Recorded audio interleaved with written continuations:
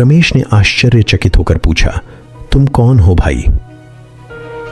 रमेश को पता लगा कि वह बूढ़ा इंसान कब्रिस्तान का चौकीदार है। गेट खुलने की आवाज सुनकर उसकी नींद टूट गई थी और उसे संदेह था कि कुछ चोर कब्रिस्तान में घुस गए हैं। उधर चौकीदार ने भी रमेश को सवाल पूछा, इतनी रात गए इस कब्रिस्तान में क्या कर रहा था? रमेश ने चालाकी से अपने असली मंसूबे को छुपाते हुए चौकीदार को बताया कि वे बाइक से घर लौट रहे थे। तेज बारिश के चलते उन्हें यहाँ के देवदार वृक्षों की विशाल डालियों का आश्रय बारिश से बचने के लिए उचित प्रतीत हुआ। चौकीदार ने रमेश को चेतावनी देते हुए कहा, साहब, आप शीघ्र ही घर लौट जाए। इस जगह पर इतनी रात देर तक टिका रहना अच्छा नहीं रहेगा, क्योंकि मैंने अपने जीवन काल में कई बार यहां कुछ अजीब सी घटनाएं होती देखी हैं। अंततः रमेश ने जीत की चकाचौंध के साथ कब्रिस्तान को विदाई दी।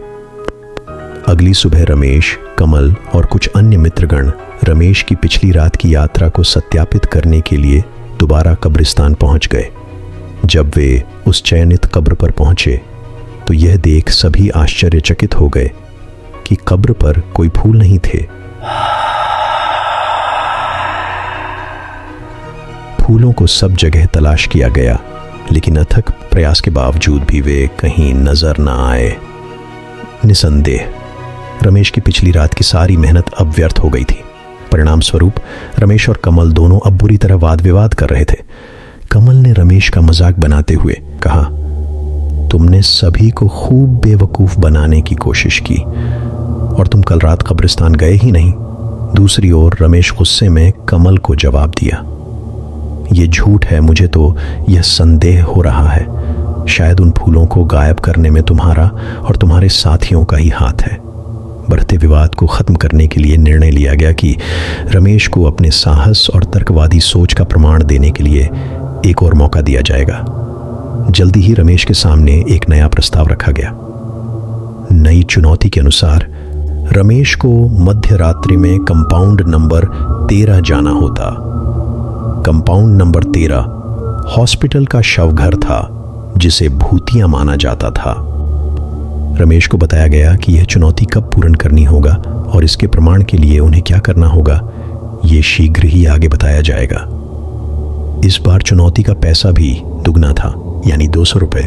साथ ही इस प्रस्ताव को अति गोपनीय रखने के लिए भी कहा गया था। गंभीर सोच विचार के बाद रमेश ने चुनौती स्वीकार कर ली।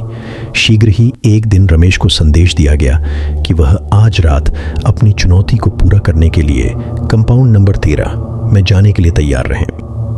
मध्य रात्रि से ठीक आधा घंटा पहले उन्हें स्नोडेन में अपने लॉकर को खोलने के लिए कहा गया था।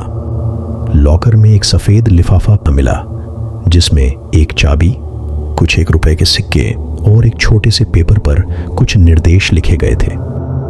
निर्देशों में बताया गया था कि ये चाबी कंपाउंड नंबर 13 के मुख्य दरवाजे की है। साथ ही बताया गया था कि अपनी यात्रा के प्रमाण हेतु आपको ये 1 रुपए के सिक्के शवघर के हर मुर्दे की हथेली में रखने हैं। हिदायत में यह साफ लिखा था, यदि रमेश चाहें तो अभी भी शर्त त्याग कर और अपनी हार स्वीकार कर वापस हॉस्टल जा सकते हैं। साथ ही रमेश को चेतावनी दी गई थी कि इस घटना का जिक्र वे किसी से भी नहीं करेंगे और यदि इस चुनौती के समय रमेश को कुछ हो जाता तो उसके परिणामों के लिए रमेश स्वयं जिम्मेदार माने जाते। निर्देशों में यह भी बताया गया था कि उन पर कुछ गुप्त नजरें रहेंगी। रात करीब 12 बजे वह अपनी जेब में चाबी और उन 1 रुपए के सिक्कों को लेकर कंपाउंड नंबर 13 की ओर चल दिए। शवरघर अस्पताल के पीछे की तरफ एक सुनसान जगह पर था। एक भावी चिकित्सक छात्र के रूप में रमेश ने कई बार कंपाउंड नंबर 13 को देखा था और उनके लिए यहां जाना कोई असामान्य बात न थी। लेकिन उस रात कंपाउंड नंबर 13 की इमारत कुछ ज्यादा ही डरावनी लग रही थी। रात में हल्की बारिश हो रही थी और रात का सन्नाटा देवदार के वृक्षों पर बैठे झिंगुरों की आवाज से और भी डरावना लग रहा था। अंततः वह कंपाउंड नंबर 13 के दरवाजे पर थे। कंपाउंड नंबर 13 का दरवाजा पुराना, भारी और कुछ जर्जर हालत में था। रमेश ने हिम्मत करके चाबी लगाई और दरवाजा धीरे धीरे चरमराते हुए खुल गया।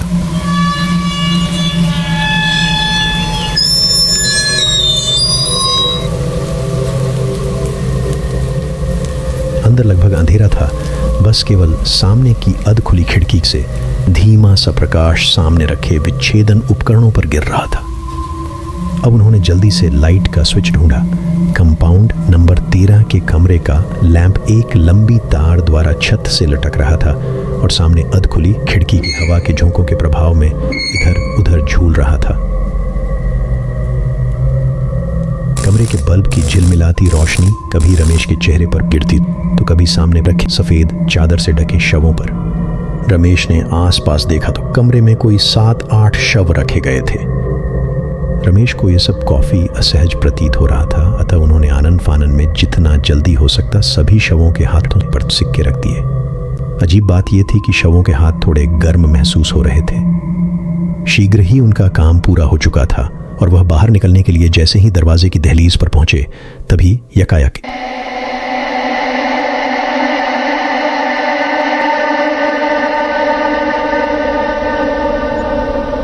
एक भारी आवाज ने पीछे से पुकारा, डॉक्टर साहब। रमेश को अपने कानों पर विश्वास नहीं हुआ। क्या यह उसका वहम था या कोई छल? एक क्षण बाद आवाज सुनाई दी, डॉक्टर रमेश, क्या तुम मेरे हाथ पर सिक्का छोड़ना भूल गए? मुझे तो कोई सिक्का ही नहीं मिला। यह सुन मानो रमेश के पैरों तले जमीन खिसक गई। अब वह थर थर कांप रहे थे और उनके माथे से बुरी तरह पसीना बह रहा था। उनमें जरा भी पीछे देखने की हिम्मत तक नहीं हुई। वे अपनी पूरी शक्ति से चिल्लाते हुए बाहर भागे और कुछ दूरी पर बेहोश होकर गिर गए।